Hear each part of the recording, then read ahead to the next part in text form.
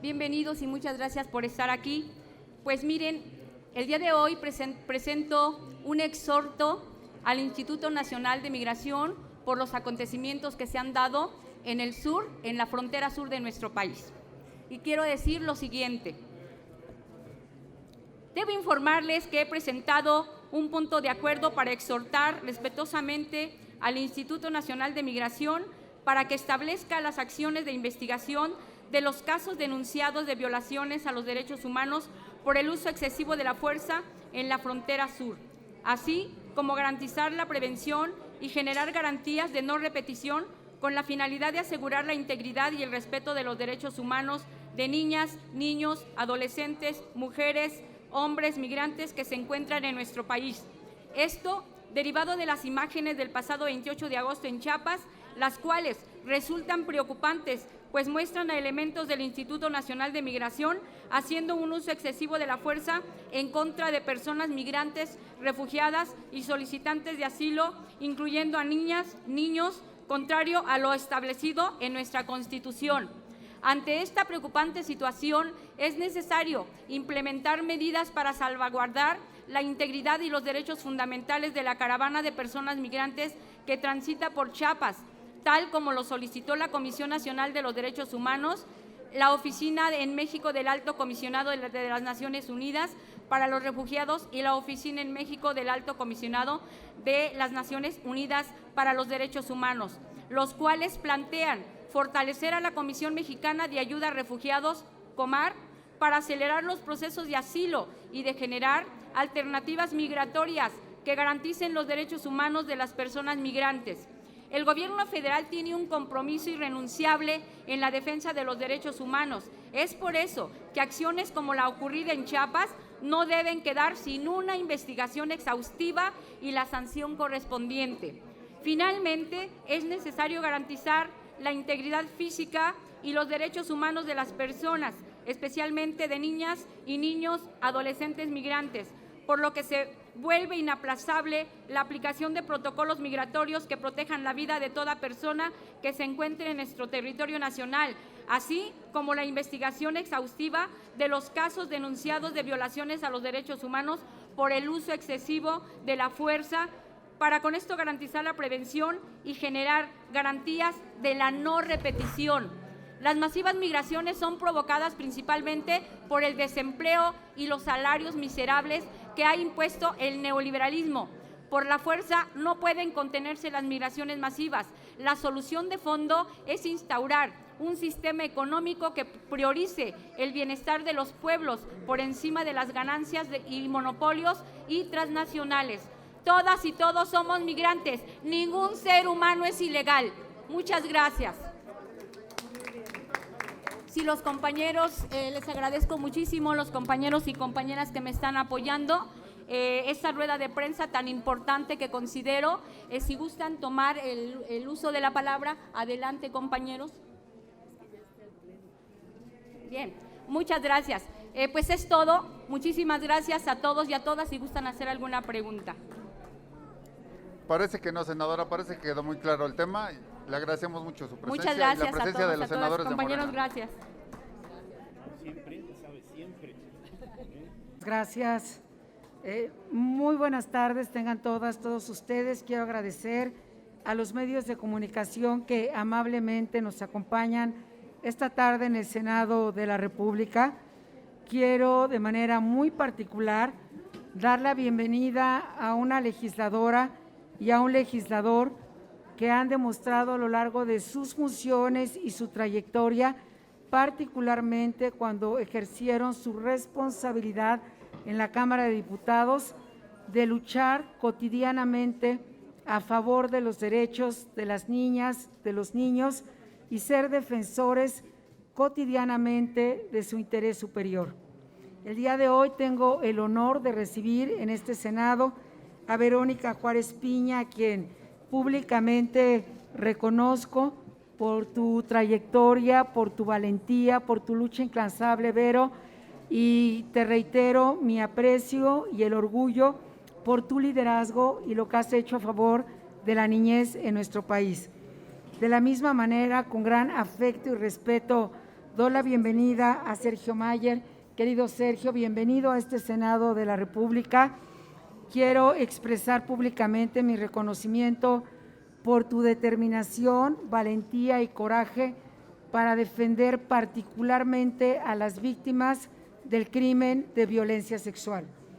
Un crimen que aquí en el Senado hemos denunciado y un crimen por el que hemos presentado iniciativas y hemos logrado cambios fundamentales en el marco de la legalidad.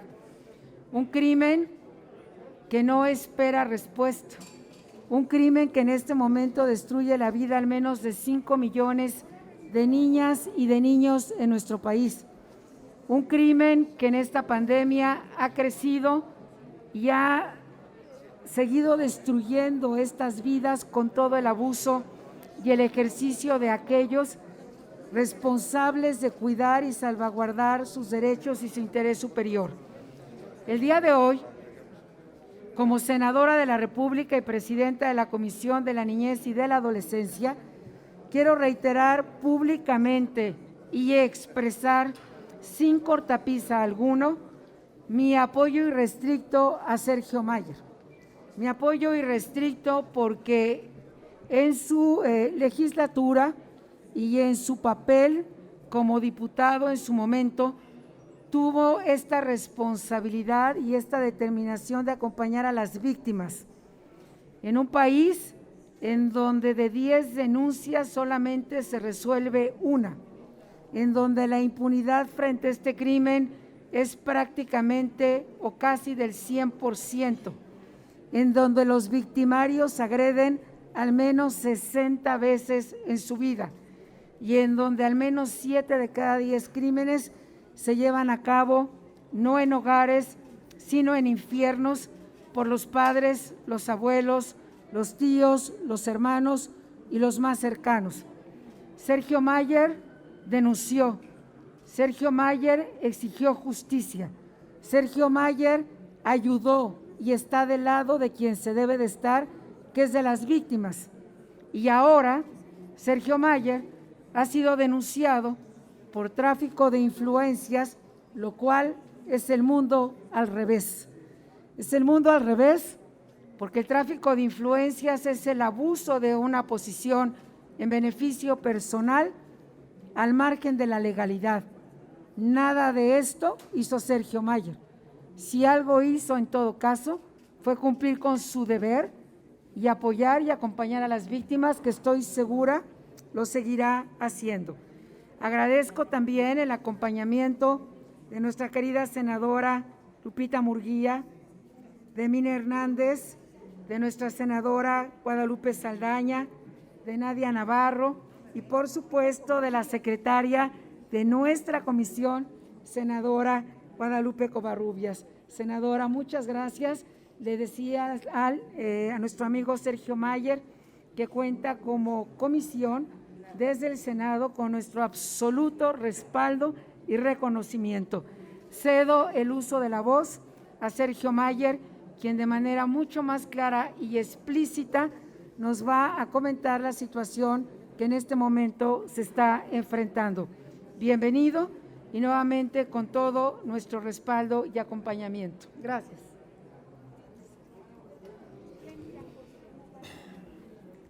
Muchísimas gracias, bienvenidos a todos los medios de comunicación. Aquí en el Senado agradezco y valoro muchísimo, de verdad, su asistencia y participación. Por supuesto agradezco a una gran amiga, compañera, la senadora Josefina Vázquez Mota, quien es presidenta de la Comisión de Niñas, Niños y Adolescentes del Senado de la República. Le agradezco la invitación a este recinto y permitirme hablar sobre el tema de suma importancia, como es la violencia contra las niñas, niñas y adolescentes, y que es una urgente necesidad de impulsar una cultura de denuncia contra estos delitos que afectan a toda la sociedad de nuestro país.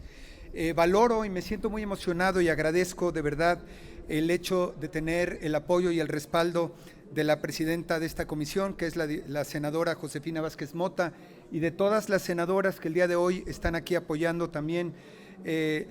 Ya las mencionaron, la senadora Murguía, la senadora Hernández, la senadora Saldaña, la senadora Navarro y la senadora Covarrubias. Todas ellas también integrantes de la Comisión de Niños, Niñas y Adolescentes, y apoyo también y agradezco a mi ex compañera de la 64ª legislatura, Verónica Juárez Piña, también una mujer comprometida. Quiero que sepan que con Vero y con la senadora Josefina Vázquez Mota llevo más de 12, 15 años trabajando de la mano con ellas, mujeres comprometidas por los derechos de los niños, por los derechos de las mujeres, por la equidad. He aprendido mucho de ellas y por eso agradezco y valoro muchísimo el espacio que me dan para poder precisamente presentar este tema. Y rápidamente les diré que en México la dura realidad nos dice pues que hay una violencia hacia los niños, niñas y adolescentes en nuestro país, en donde 1,764 niños son violados al año, y esas son las denuncias que solamente se dan a conocer, y que por cada, estas violaciones son por cada 100,000 habitantes. Esto quiere decir que hay más de 2 millones de menores que son violentados sexualmente cada año, según el INEGI. Además, la UNICEF calcula que 1 de cada 4 niñas y 1 de cada 6 niños sufren abuso sexual antes de cumplir la mayoría de edad, y 5,000 de cada 100,000 sufren tocamientos, incluso por sus padres. Esta es la dura realidad, una realidad que no debemos ni podemos normalizar siendo indiferentes, siendo indolentes en este problema. Por eso hoy me quiero hacer un llamado enérgico. Urge impulsar la cultura de la denuncia de los casos de violencia infantil hacia los niños, niñas y adolescentes, porque esto está pasando desgraciadamente desde hace muchos años en los hogares de nuestro país, en las familias de los niños, de las niñas, de los adolescentes que sufren la mayoría de las veces en silencio en sus casas.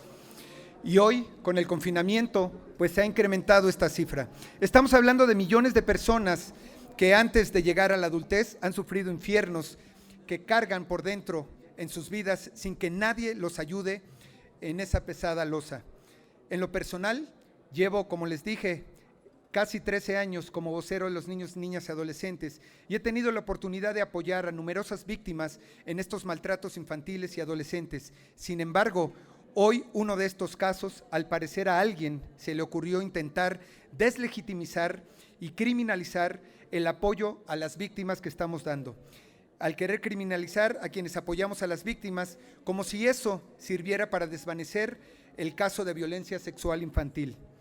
Esto sin duda no tiene sustento ni va a proceder, no tengo la menor duda, pero resulta preocupante porque representa un intento de transitar por un sucio camino que están inaugurando presuntos victimarios para desvirtuar, criminalizar, anular e inhibir la participación de las y los ciudadanos que ayudamos a las personas, sobre todo a los y a las menores de edad que son víctimas de violencia.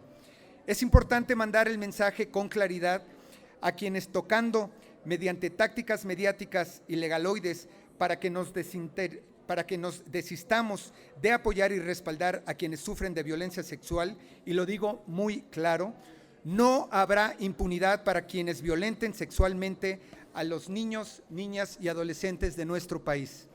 Y sí, me refiero al caso de Héctor N., que incluso desde prisión envía mensajes de intimidación y algunos de sus abogados utilizan recursos mediáticos para litigar, desviar la atención de su caso, en el que, por supuesto, a mí no me corresponde juzgar ni aplicar las sanciones sobre las presuntas acusaciones que cometió en contra de una de sus propias hijas, a quien, por supuesto, en su calidad de víctima, apoyo y apoyaré hasta donde ella lo necesite y me lo pida y me lo permita en el marco que me permita la ley.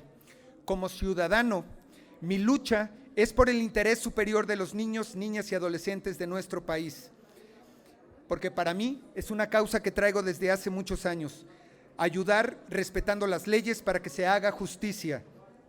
Para mí y para cualquier otra persona, incluso un victimario o una victimaria, existe el principio de presunción de inocencia, pero en el caso de las víctimas de violencia, no podemos simplemente dejar en entredicho sus testimonios ni invalidar sus voces, porque de ser así, estamos siendo indiferentes y anulando ese profundo sufrimiento que lleva por dentro y que tiene implicaciones para toda la vida.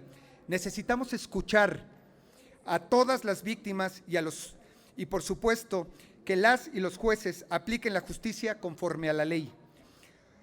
Frente a estos intentos de acallar, criminalizar a quienes apoyamos a las víctimas, invito a que más personas se sumen a esta labor de ayudar solidariamente a las víctimas de violencia infantil y adolescente, porque como sociedad tenemos la obligación de tomar todas las medidas necesarias para prevenir, detectar, atender oportunamente el abuso sexual infantil en todo contexto, incluido el familiar, conforme a las normas internacionales y nacionales de los derechos humanos.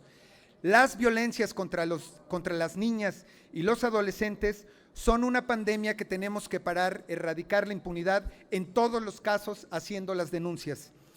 Invito a niñas y niños adolescentes que sean o hayan sido víctimas de violencia a que denuncien, levanten la voz, y les ofrezco la mía, y estoy seguro que también la voz de todas y cada una de las senadoras que el día de hoy nos acompañan, en apoyo en el marco de las leyes para que se haga justicia en este tipo de actos.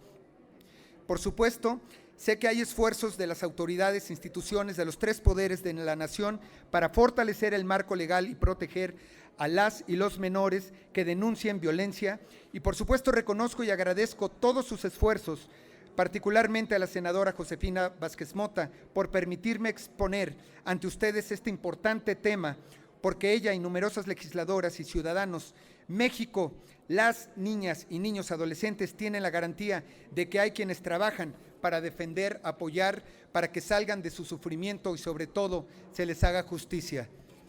En este sentido, agradezco y reconozco la importancia del trabajo que han realizado en la Fiscalía de la Ciudad de México a las y los jueces para actuar conforme a derecho y de manera decidida contra el abuso sexual y la violencia contra las niñas, niños y adolescentes. Y por supuesto, y esto lo digo de manera enfática, invito a los medios de comunicación a que incluyan en sus códigos de ética criterios informativos que apoyen a los niños y niñas que sufren de violencia y no revictimicen más a las víctimas, ni se presenten a criminalizar con linchamientos mediáticos a quienes defienden a las víctimas. En lugar de desacreditar, descalificar a las víctimas, impulsemos una cultura de denuncia, apoyemos y escuchemos y empoderemos, por supuesto, a las víctimas. Busquemos que siempre se haga justicia. Éticamente estoy obligado a escuchar, ayudar, apoyar y a defender a las víctimas. Y quiero aclarar que en este caso no existe ningún delito que se me imputa, no existe como tal.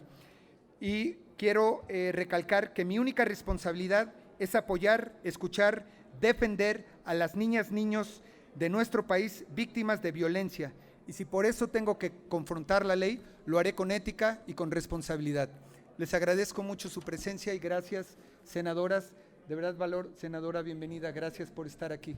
No saben la importancia, para mí, lo digo como ciudadano, ahora como ciudadano, el poder estar aquí respaldado por mujeres valiosas, con gran responsabilidad, y que quede claro que este no es un tema de ideologías, de colores, de partidos, porque aquí hay la representación de todos los partidos, y que quede claro que todos vamos a seguir trabajando para defender y que se hagan valer los derechos de los niños, niñas y adolescentes de nuestro país. No más impunidad en nuestro país. Muchísimas gracias a todos.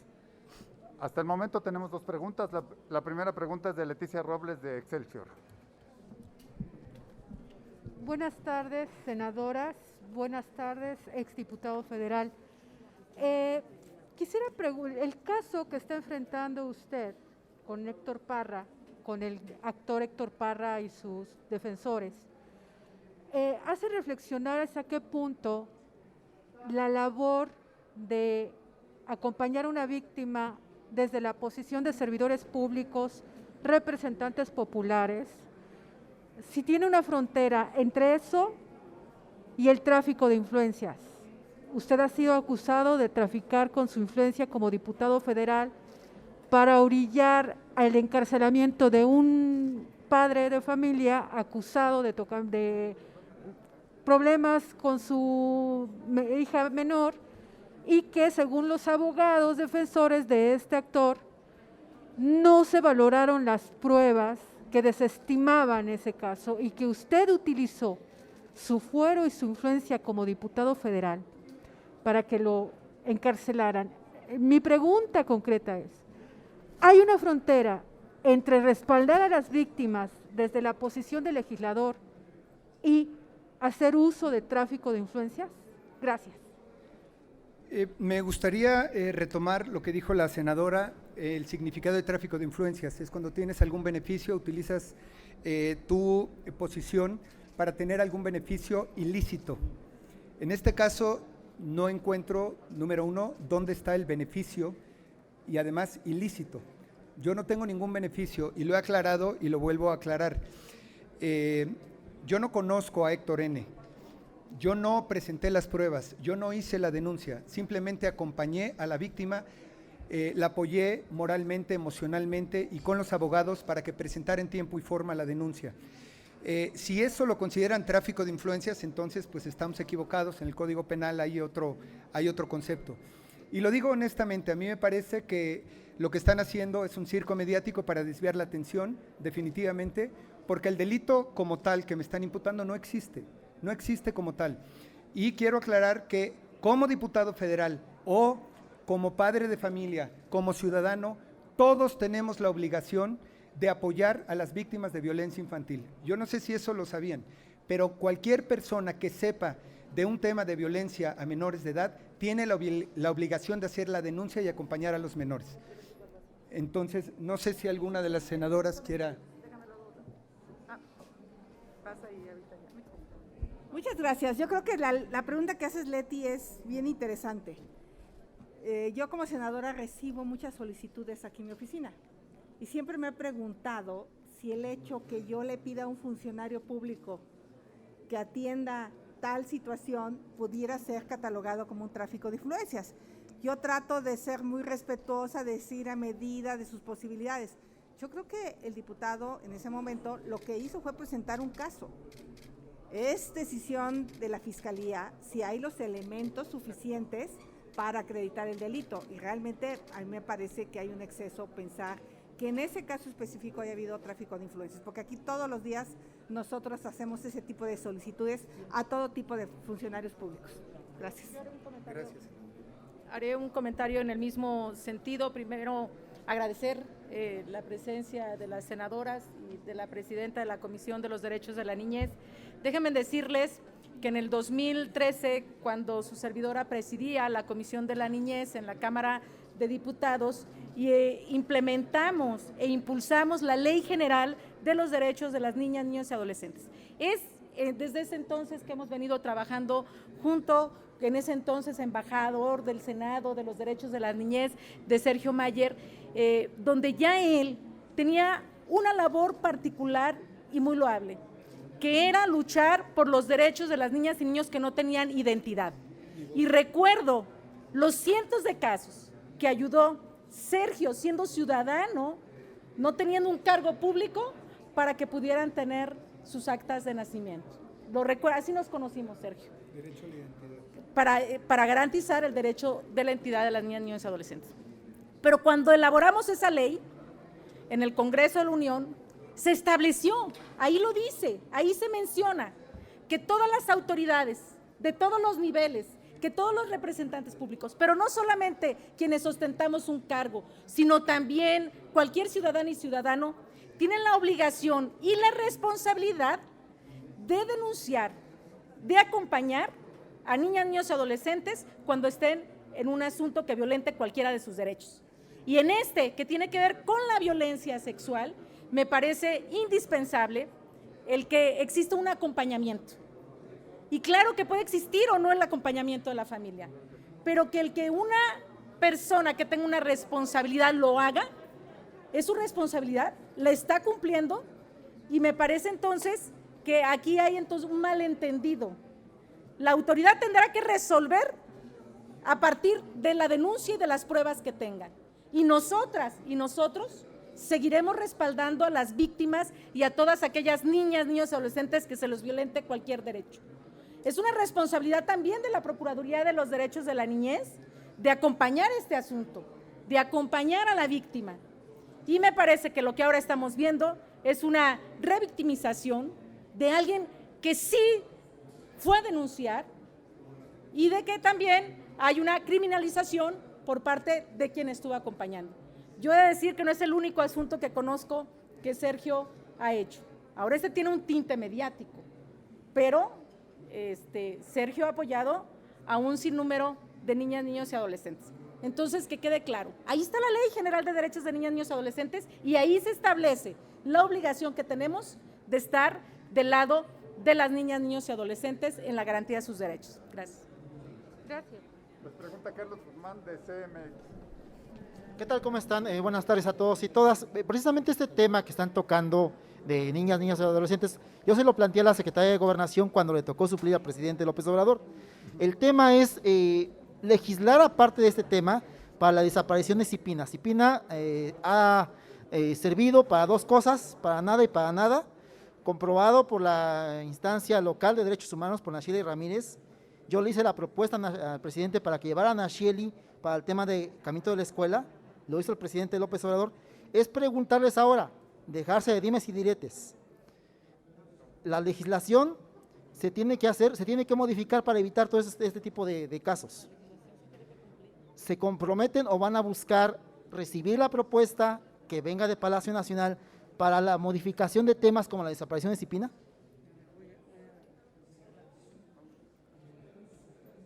Esta pregunta también es muy relevante. Lo que tenemos que hacer, y me parece que es el mandato hoy más importante y urgente, es que se cumpla la ley. La ley que ya tenemos, la ley que ya fue aprobada en su momento de derechos de niñas, niños y adolescentes, y como cualquier ley es siempre perfectible y siempre estaremos en el ánimo de escuchar todas las voces. Es muy importante insistir en que solo al Poder Judicial compete las decisiones respectivas si se es culpable o inocente, pero es igualmente importante destacar que todas y todos quienes estamos hoy aquí seguiremos acompañando a las víctimas. He hablado de que son cerca de 5 millones de niñas y niños cada año a quienes se destruye su vida y muchas veces se destruye para siempre. Es en el círculo más cercano de ellas y de ellos donde viven los victimarios. Por eso es que en esta pandemia este crimen ha crecido, porque el peor lugar y el más peligroso para las niñas, niños y adolescentes es donde está el victimario. Es ese metro cuadrado del padre, del abuelo, del tío, del hermano, del vecino, del entrenador, de la entrenadora, de la iglesia donde va. Y aquí no debe haber impunidad, sea quien sea, y trátese de quien se trate. Eso lo determinará el Poder Judicial, pero es nuestra responsabilidad acompañar a cada una de las víctimas y ser las voces de quienes hoy no tienen voz, que son millones en el país y que suelen estar mucho más cerca de nosotros de lo que queremos reconocer. Necesitamos a los medios de comunicación, necesitamos de las voces de cada una y cada uno de ustedes, y lo primero, y con eso termino esta intervención, es que se cumpla la ley actual.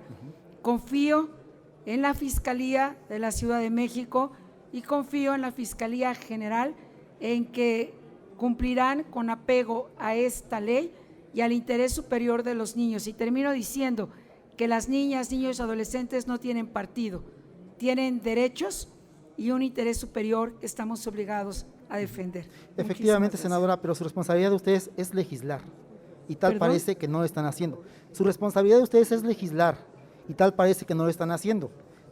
Están los datos de las comisiones de derechos humanos, de niñas, niñas y adolescentes. En esta pandemia, lo acaba de decir, ha crecido muchísimo. Esta cantidad que menciona son de los que se denuncian, pero usted sabe que hay cifra negra. 5 millones se estima más allá de las denuncias, porque lo que se denuncia es bastante menos. Quiero compartirle que en el pasado periodo se aprobó de manera histórica el que este crimen no prescriba jamás en nuestro país. Esto no había sucedido y estoy segura que encontraremos acompañamiento y unanimidad en la Cámara de Diputados, porque en este país a los 3 años prácticamente el victimario sale como inocente. Y quiero insistir nuevamente en que un agresor sexual agrede al menos 60 veces en su vida. Por eso hemos pedido también un registro de agresores sexuales. Cuando alguien solicita un empleo se le pide una carta de antecedentes penales, eso es correcto. Pero cuando alguien solicita un empleo en convivencia con niñas, niños y adolescentes, nunca se le pide una carta, un registro que compruebe que no ha sido un agresor o una agresora sexual. Y este tipo de iniciativas y legislaciones las hemos estado trabajando conjuntamente en diputados y senadores. Y estoy segura que vamos a avanzar y lo vamos a hacer a una rapidez mayor. Y como usted bien señala, es una tarea del Estado mexicano. Aquí tenemos la nuestra y estamos haciendo todo el esfuerzo por cumplirla. Sergio Mayer pudo haberse quedado en el ámbito de la legislación, sin embargo dio un paso al frente como lo ha dado hace muchos años. Yo lo felicito por esto y ese paso al frente debe marcar el precedente de que es la justicia quien debe determinar y nosotras y nosotros no tenemos duda ni titubeos. Seguiremos acompañando a las víctimas hasta que en este país se acabe esa impunidad frente al crimen de violencia sexual. Gracias, buenas tardes. Sería todo. Les agradecemos su presencia y el mensaje. Gracias, señores. Muchas gracias.